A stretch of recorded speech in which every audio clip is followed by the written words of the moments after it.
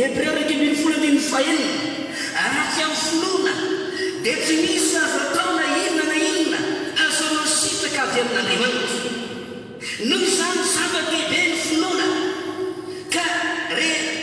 reo hetsika maro samihafa izay ho ataonao eo fampirenanao dia mila finoana izany. Ny apôstôly Paoly dia nametraka ity finoana ity ho toy ny fitaovam-piadiana mahery vaika any amin'ny Efesiana 1:8-9. Dia Paoly milaza mana raiso ny finoana ho apinga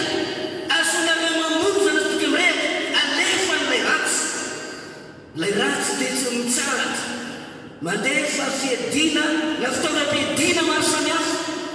amelesana ny olona Andriamanitra eo amin'ny tontolo ara-panahy. Indray alefa ny fahakiviana,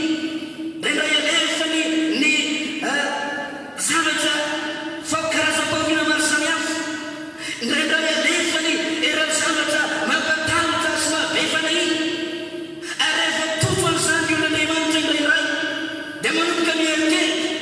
manomboka sy te hanosy mitsony, manomboka ohatra ny te iverin-dalana ka ohatra ny tsamanosy feno taoka feno fanahina. Zanakipika mirehaka alefa n'ilay ratsy izany. Kanefa rehefa manam-pinoana ianao ilay fitaovam-piadiana ambarany tenin'Andriamanitra dia fa lasa mana ireny zanakipika mirehaka rehefa ilay ratsy ireny dia tsy avoanao satria ao aminao ilay fitaovam-piadiana mahery vaika dia ny finoana ny anaran'i Jesosy izany. Ny finoana fananana tokony ananana ny zanak'Andriamanitra tsiray avy. Mahanty ianao raha tsy manana finoana.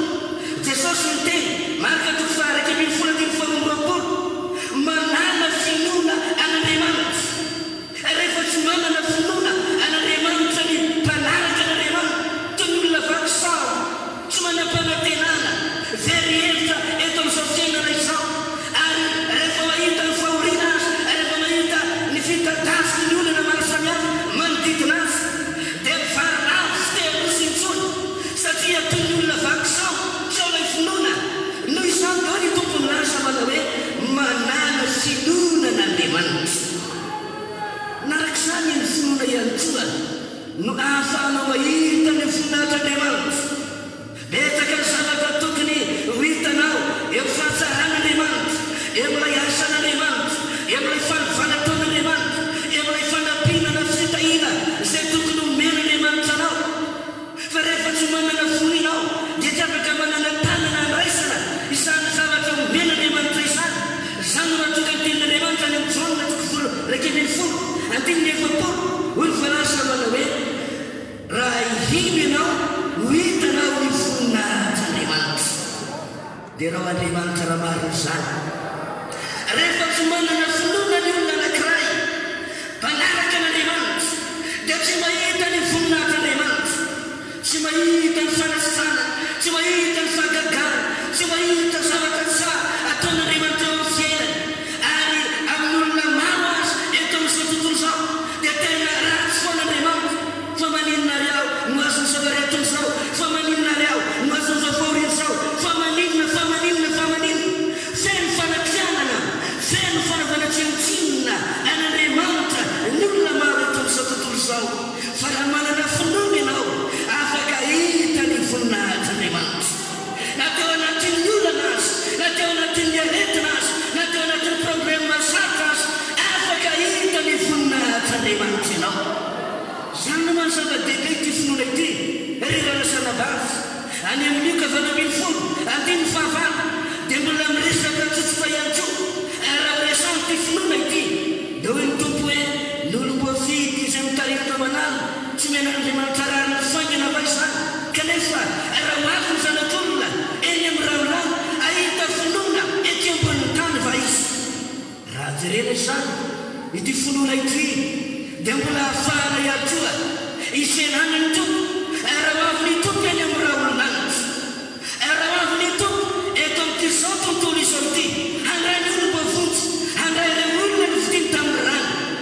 moa mbola ahita finoana ao anatinao va izy, ahita finoana eo amin'ny fiangonana va izy, ahita finoana eo amin'ny zanak'Andriamanitra va izy, finoana vorona hitsena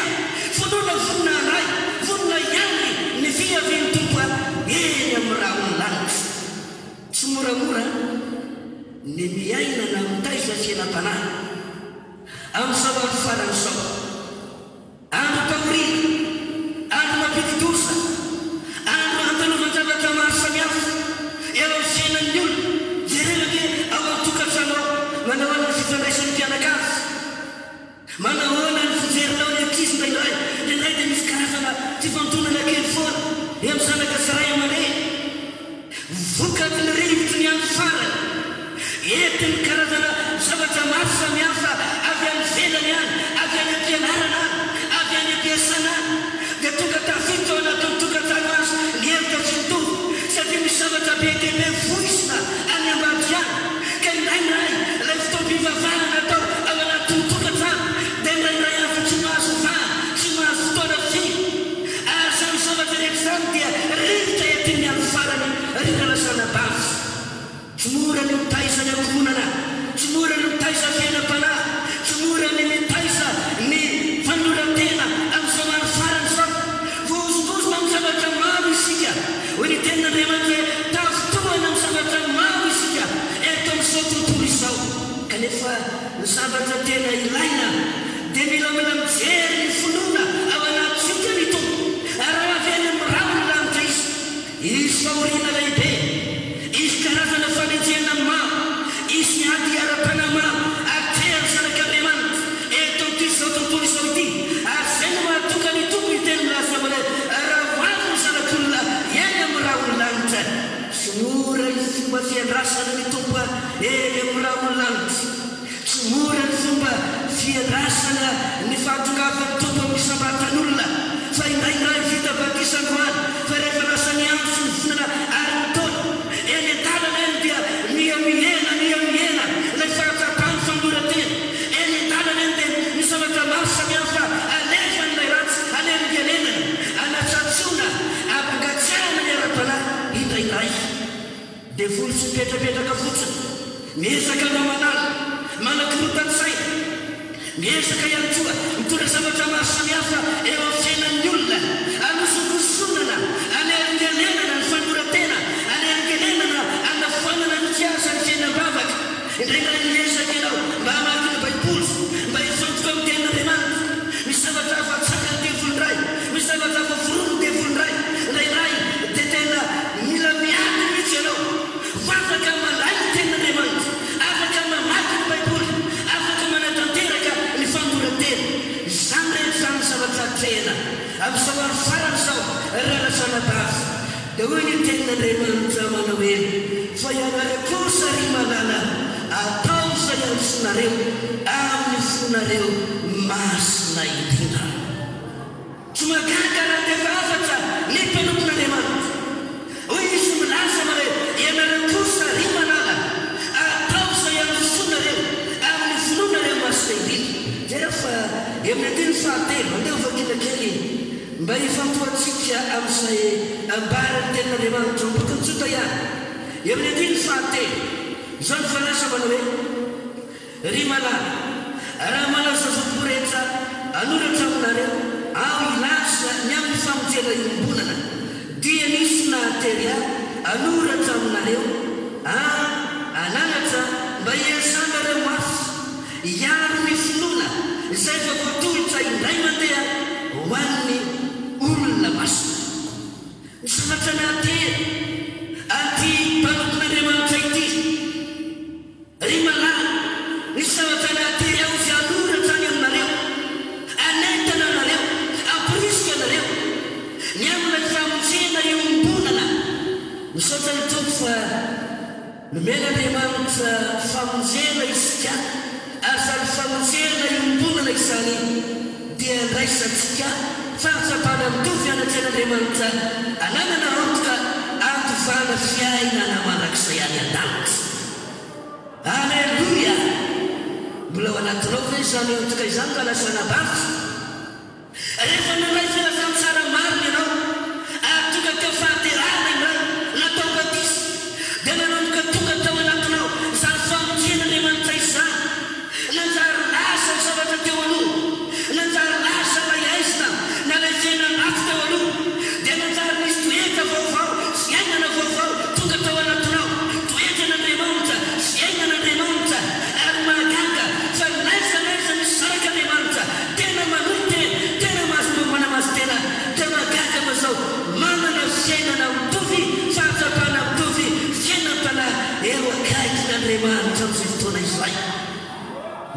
mahatsapanyizany hoe fiovampoetra fiovampiainana, mahatsapanyizany hoe fanamasina mamangy, mahatsapanyizany hoe afan'Andriamanitra magaga ataon'Andriamanitra ao anatin'ny fo ary atonga ny olona anana very mitovy ao amin'ny sitrapon'Andriamanitra hanao izay mahafaly an'Andriamanitra. Izay ilay famonjena iombonana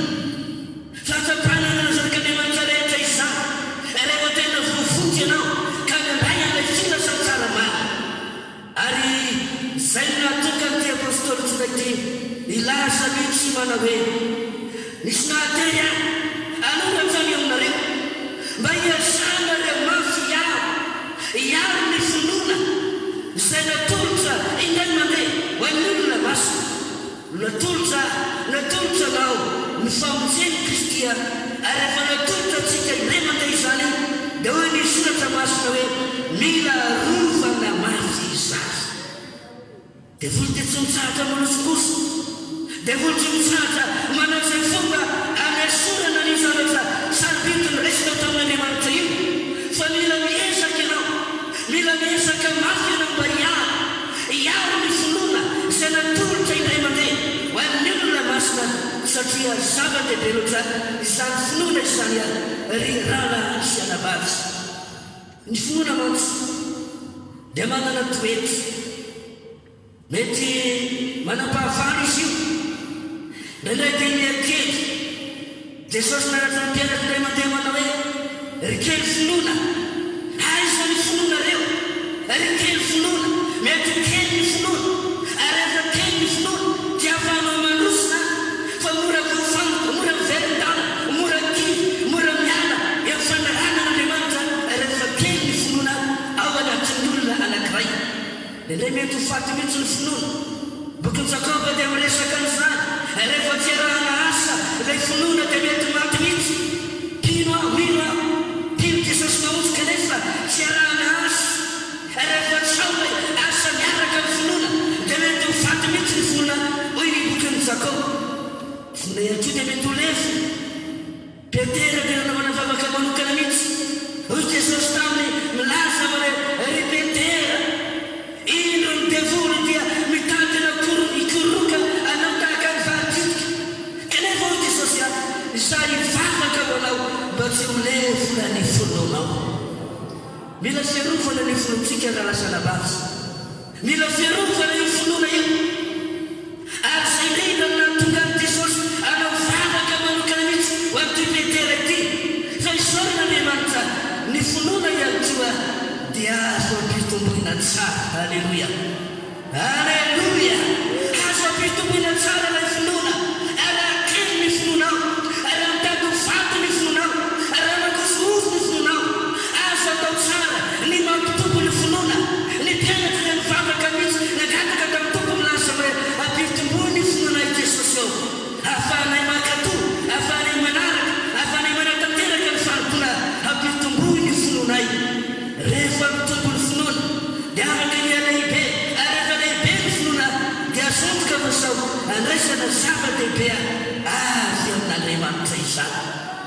Tsaroana angamba ilay kapiteny anankiray izay manam-boninahitra narary ny mpanotony andefa iraka tany amin'i Jesosy. Rehefa lasa ilay iraka dia tonga sao misy zaho sy dia mba olona manana mahisaia, manana olom-behezina, ary amiteny fotsina hoe mandehana makary dia mandeha izy. Noho izany dia tonga tao anatin'ilay finoana ilay Jesosy rak'Andriamanitra,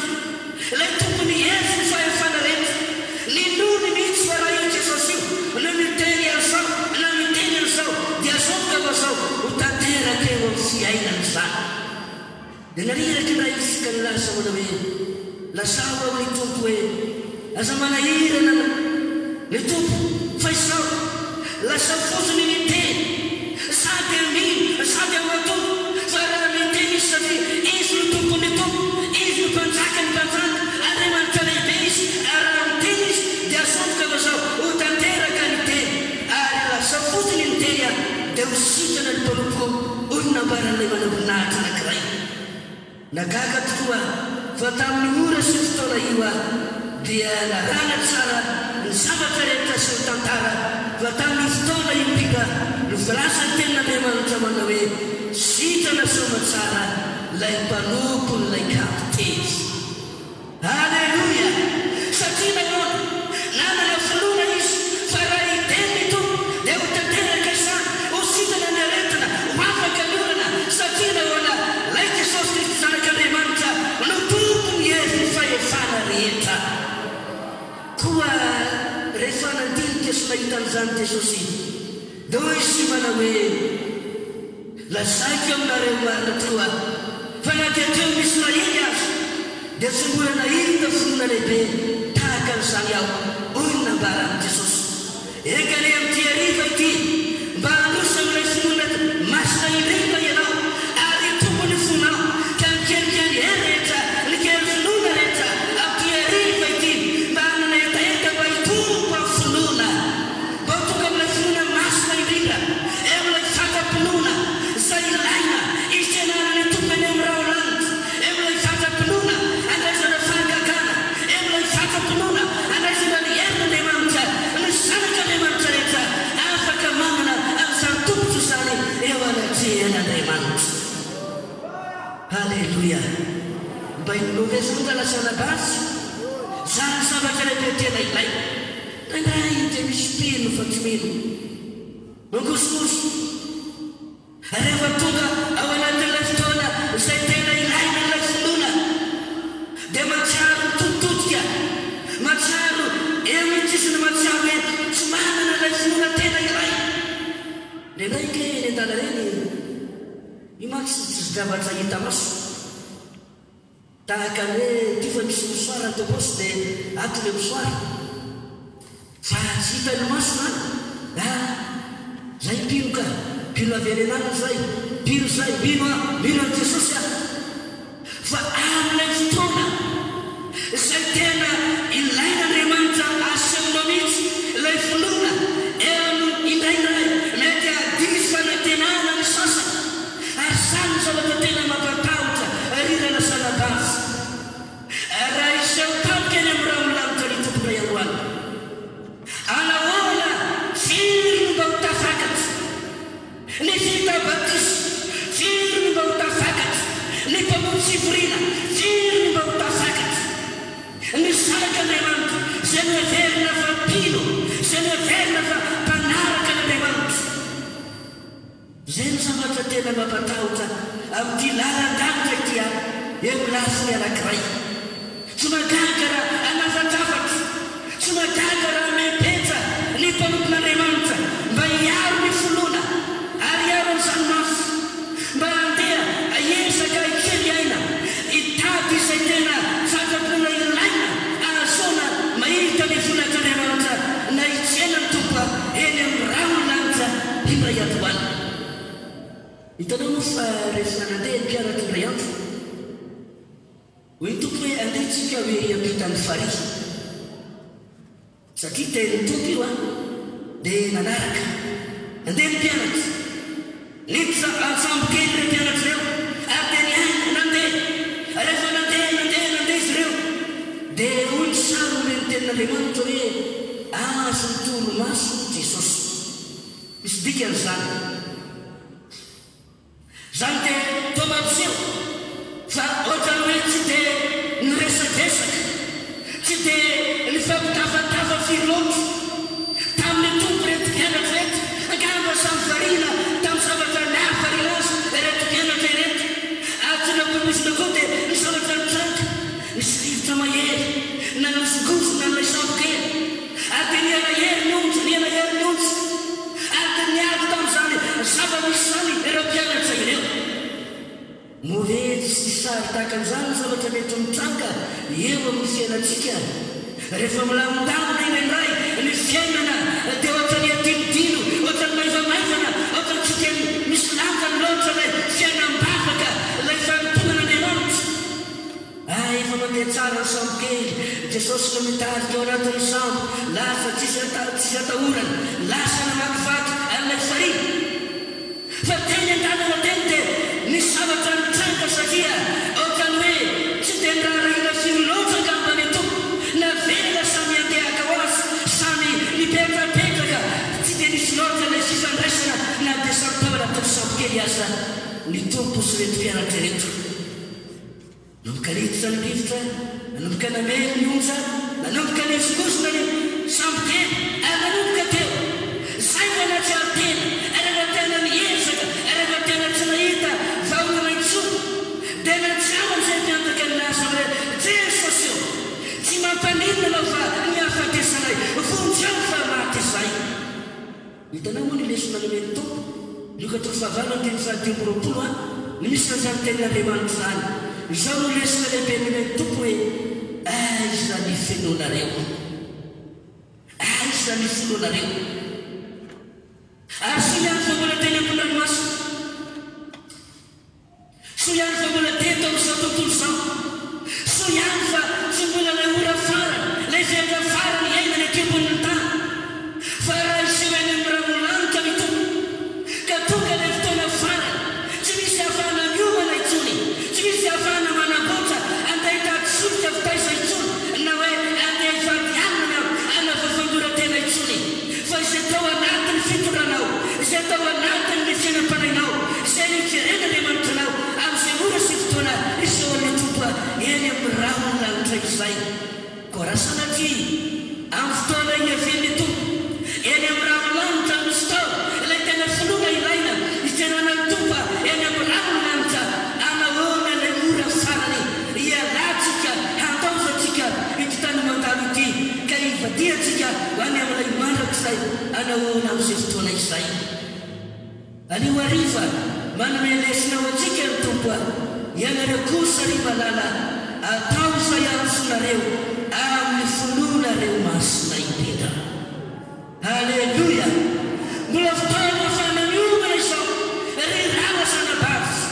mbola fotoana afahantsika manoma tena miambina tsara miomana ho am'fivin'ny tompo eny amin'ny ramolanitra amin'izao vainana misy atsika izao ino ny tokony atao hoy ny afaty ny tenan'andriamanitra manao eo ianao kosa ry malala dia atao izay ansonareo amin'ny finoanareo masina indrindra misavatra avy amiko misavatra avy any aminao anasan'andriamanitra mba tonga atsika ho vonona amin'izay fotoana izay raha mamaky an'io joda io ianao dia mahita amin'ny andiny fahadimy hoy ny teny milasa manao hoe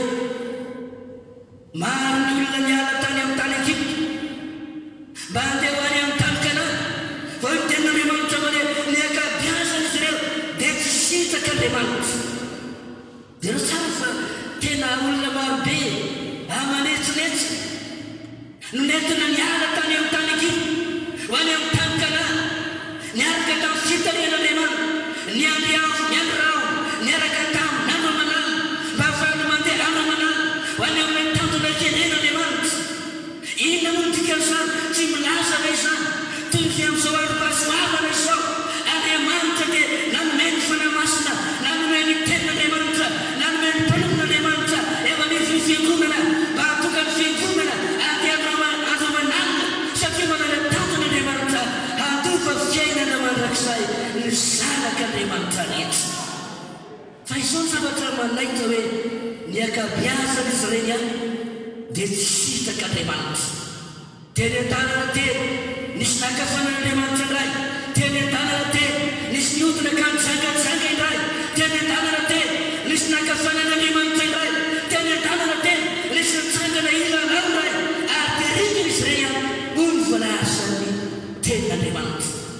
amin'ny andiny ny fahenina lay anjeny nomena anjara fanapahana dia tsy nitazona tsara n'izany ary dia miroan'andriamanitra nazen'andriamanitra zany hoy ny voalazan'ny soratra masina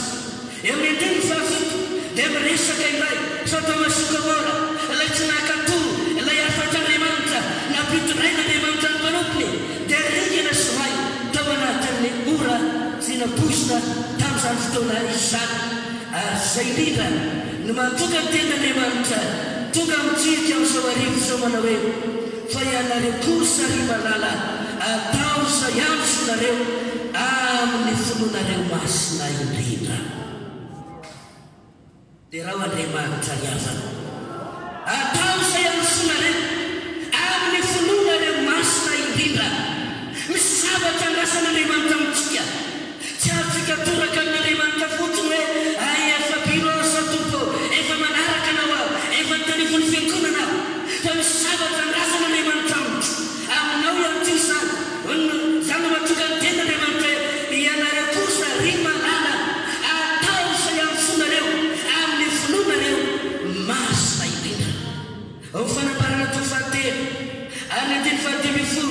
hatramin'ny andiny fahavalambin'ny folo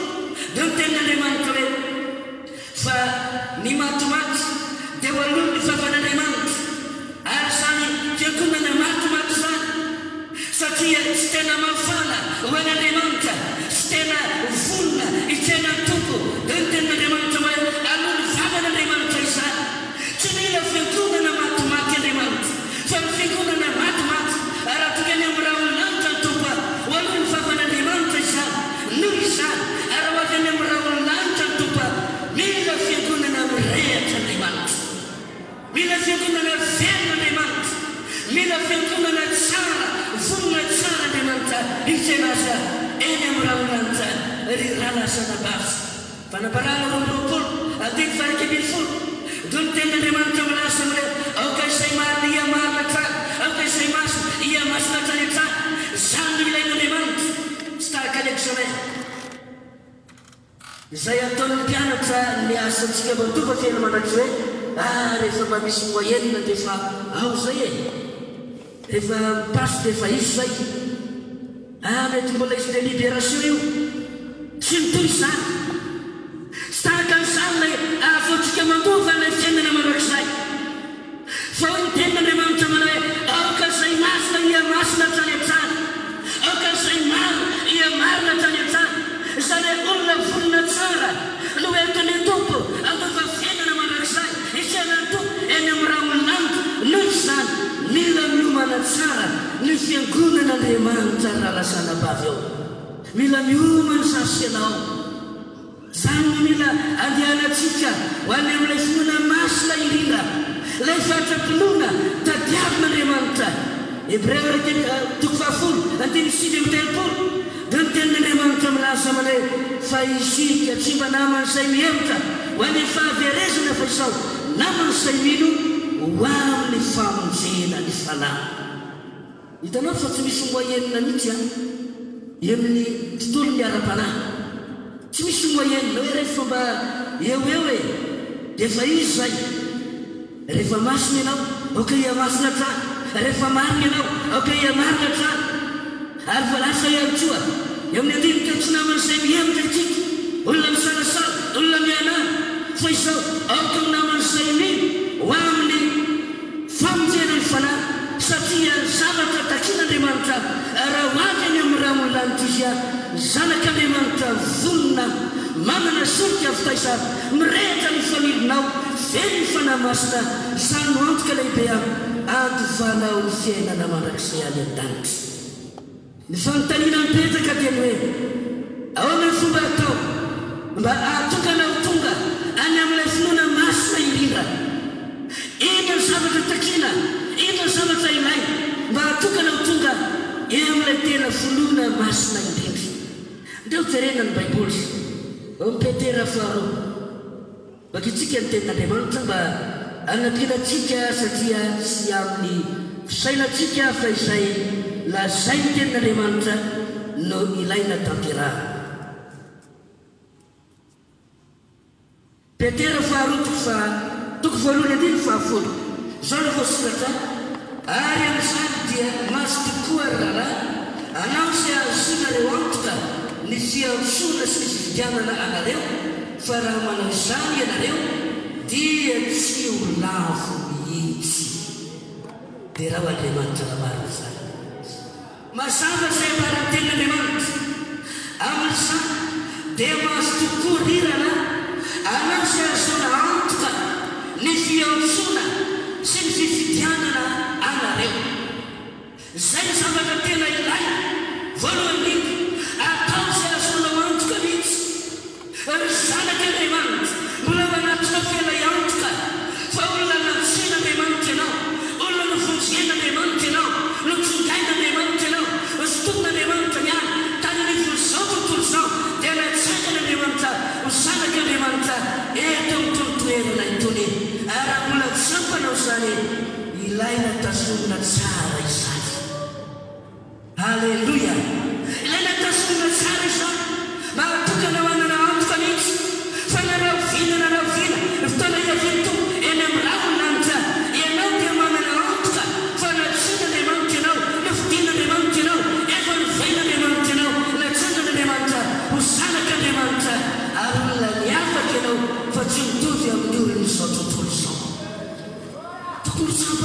sanao zany zany fahatsapano zany dia tokony iaina ny zanak'Andriamanitra tsiraiavy antoka lehibe zany tonga na ho tonga ao amin'ilay fanosoana eo amin'ilay finoana masina indrindra araka ny falazany ten'Andriamanitra ary anananao zany ary jampanao isanandro zany dao ny ten'Andriamanitra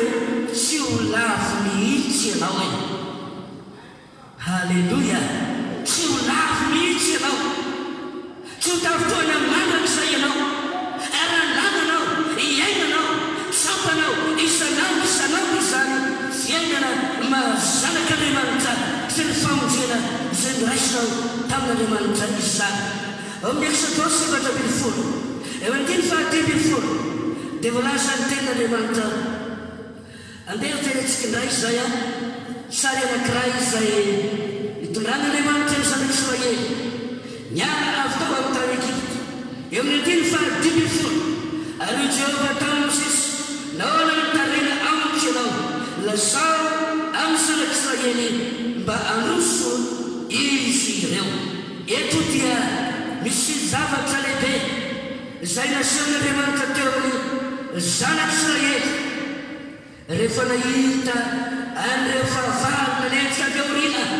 ary iny ranomasina mena mitsangana misakana eo anoloana dia nivahevitra ny olona ka nanometsiny ary dia niteny nanometsiny amin'Jesosy Andriamanitra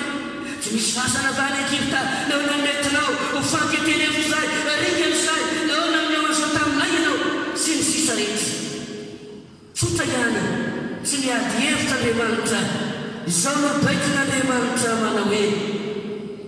lazao mba handroso ny zanak'Israely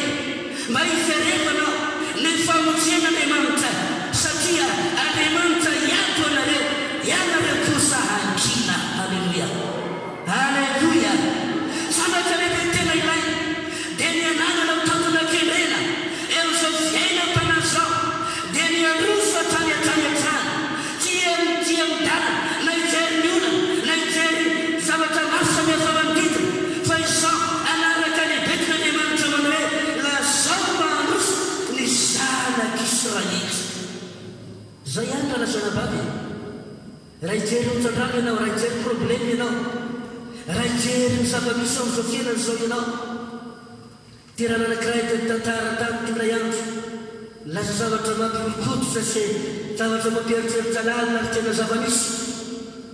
ny amin'ny nouvel ordre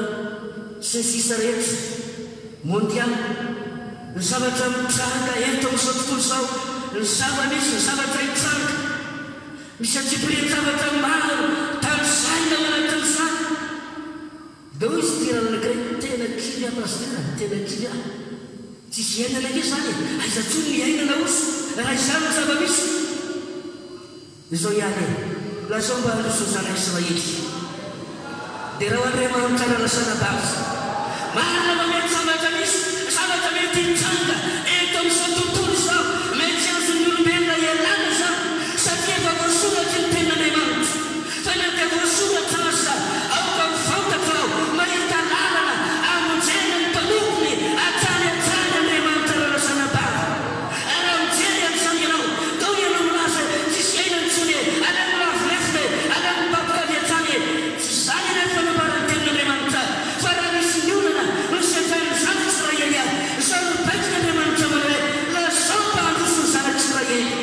manentenanao amty ariva ity aho ka milaza manao hoe mansoro zanak'Andriamanitra na dia voasoratra aza izany na dia tsy maintsy ho tanteraka aza ny ten'Andriamanitra eto amin'izao tontolo izao izao ihany izay ilain'Andriamanitra mandroso ny zanak'Andriamanitra fa raha mandroso ianao mahita lalana misokafana foan'Andriamanitra dia rao mafimafy Andriamanitra raha maro izany fa raha ho ianao hoe tena tsisy iainana ntsony tsisy hevitra ntsony ala minavilefiny tsy sisa rehetra dia tsy tafavoaka tsika kanefa zany zay nipilanin'Andriamanitra zany zay nitafit'Andriamanitra zany zay namonjen'Andriamanitra atsika baiboly miteny mantaizy rehetra natolotra azy izy baiboly miteny tsy amenatsika ho re izy manapatoka ny fantapera zao tontolo zao baiboly dia manambara ny zavatra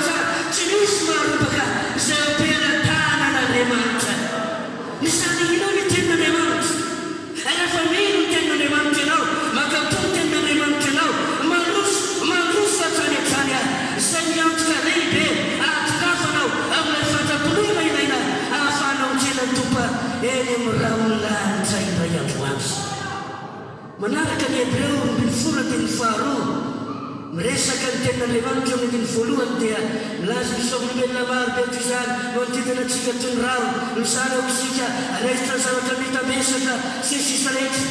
dao ny voalaza ny andiny faharoa lasa manae mijery amin'ny Jesosy Kristy ilay tompony fonoantsika sady mpanefa azy mijery amin'ny Jesosy ilay tompony fononao io fononao everinao fa mamosimoso io fononao everinao fa kely io fononao everinao fa ohatrantsy tafavoaka io Jesosy ny tompon'io ary nametaka azy ao anatinao dao ny ten'Andriamanitra hoe mila mijery amin'ny Jesosy ilay tompony fonoantsika isika izy nafaka mpitombo izy nafaka natanjaka izy nafaka hitarika antsika atongavatsika any amin'ilay tena finoana masina indrindra ahafahana mijery ny tompo ahafahana mahita ny voninahitran'Andriamanitra zany ny zava-dehibe ilain'Andriamanitra amintsika mba tonga tsika ho tonga eo amin'ilay fandrosoana amin'ny finoana masina indrindra Kolotainina voalohany toko fahavalo andininy voalohany hatramin'ny andiny fahatelo iray dia miresaka ny ten'Andriamanitra miresaka ny baiboly ny amin'ny ny fahalalana mampiampiety ary ny fitiavana mampaloso noho izany raha misy olona tian'Andriamanitra dia izy no fantatr'Andriamanitra hoy ny voalaza amin'ny andiny fahatelo miresaka indray izany ny amin'ilay tokony ikojakotsanao ampitomponao ary fitiavanao an'Andriamanitra dia raha ho Andriamanitra ny havana raha tianao ny ho tonga eo amin'ilay finoana masina indrindra ilaina kojakotsaina ilaina tindrana ilaina velomina ilay tena fitiavana an'Andriamanitra maro ary tena tianao ny tompo ianao miesaka ianao manao izay fomba rehetra ahafahanao manao tsara ny fitiavanao mampitombo ny fitiavana an'Andriamanitra fa rehefa mitombo ao anatinao ilay fitiavana an'Andriamanitra ka tena tia sy marina ianao dia ianao ilay fantatr'Andriamanitra ary azotoka fa zao ho tonga eo amin'ilay finoana masina indrindra ianao Petera voalohany toko fahatelo andiny fahatelo ka hatramin'ny andiny fahaenina miresaka indray ny amin'ilay ambariny ten'Andriamanitra eny raha izay mbola tanora fanahy manakea ny zoky olona na ny amitra mpanahy no izany dia manatentena eo ambanin'ny tanamahelin'Andriamanitra mba hananratana anareo amin'ny fotoana roa hoy ny voalazan'ny ten'Andriamanitra ahoana ny tonga antsika ho tonga amin'ilay finoana masina indrindra mila manaiky tena eo ambanin'ny tanamahelin'Andriamanitra ianao rehefa manaiky tena eo ambanin'ny tanamahelin'Andriamanitra ianao manaiky tena eo alohan'ny ten'Andriamanitra manaiky tena eo alohan'ny fampianaran'ny baiboly manaiky tena eo fanarana n'Andriamanitra izay fanententena izao no hanandratan'Andriamanitra anao ary azotoka fa zao indray androany aho dia ho tsampanao aho fa ilay Andriamanitra ao mihitsy no anatratranao anao fakakana amin'ny fiainanao anao famonjeny lehibe ao amin'ny fiainanao manokana ritany ny ranokerite tamin'ny andron'ny Elia toy ny efa tsy misy hevitra intsony nanompon'Andriamanitra nanaraka ny ten'Andriamanitra mandany ianao makany amin'ny reniranokerite izany no sotoinao hoy Andriamanitra kinanjo rehefa nandeha ny amin'ny fotoana ritra ny ranokerite inona fa nitototika Elia inona nahy manaraka aiza ny aleha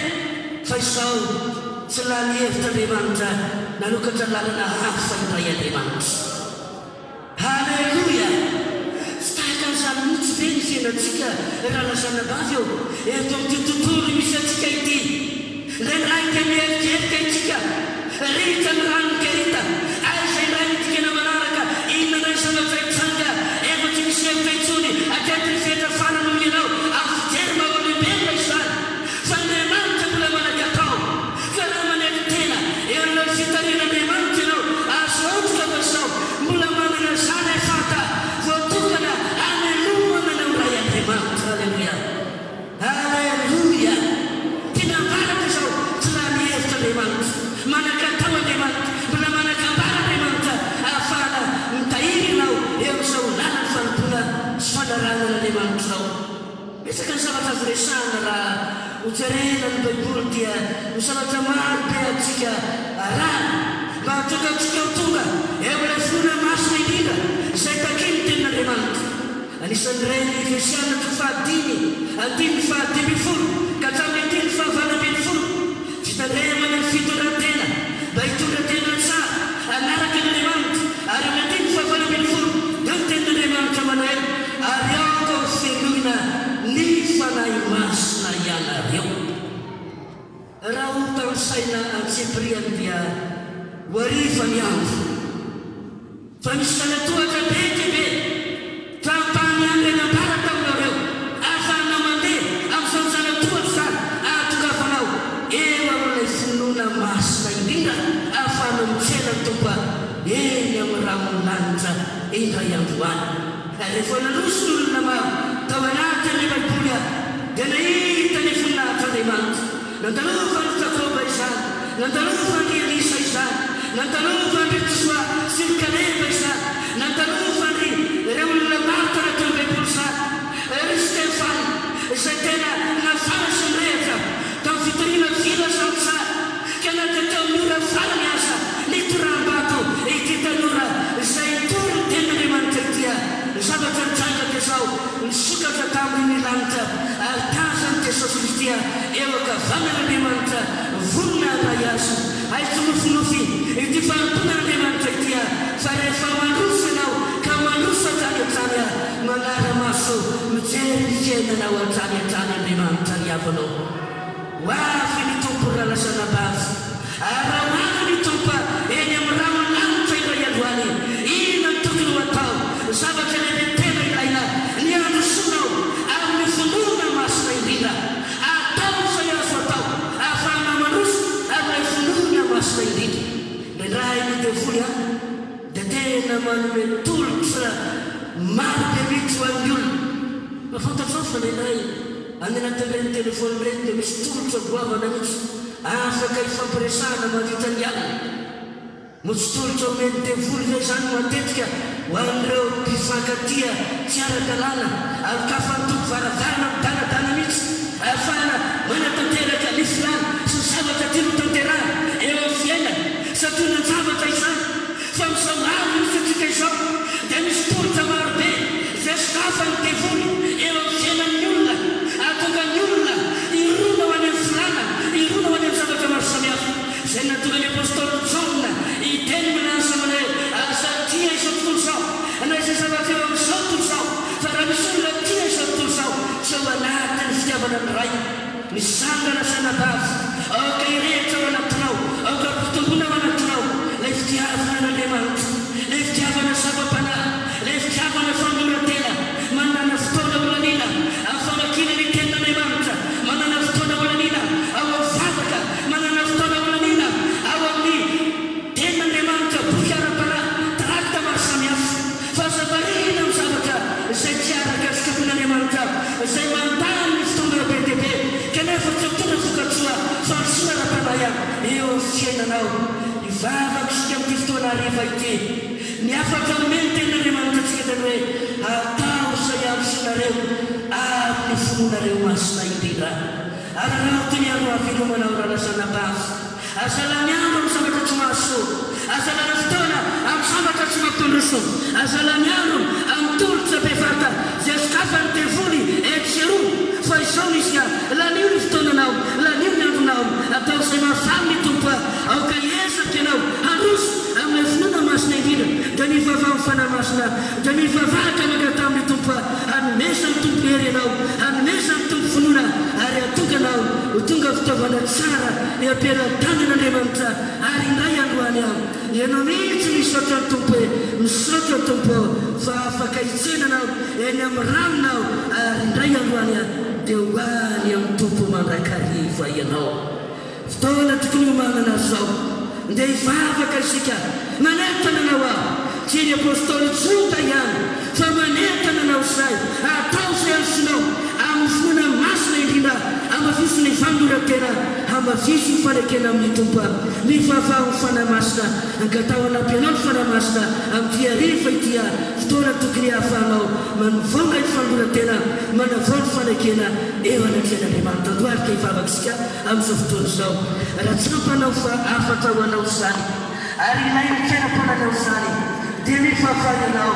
atao mianak'izao atao izay azo atao raha mbola vely ianao raha mbola manana famirapontompo ianao atao izay azonao atao ka mifa fa ao amin'ny fanamasina angatao ny tompo anampy ianao amin'ity hariva dia velomy ny fanatenanao velomy ny fiainam-panahinao am fa Andriamanitra dia hitanao velona ara-panahy irehitra ara-panahy hitsaina azy eny amin'ny raha olona mitaina iandroany samy mivavaka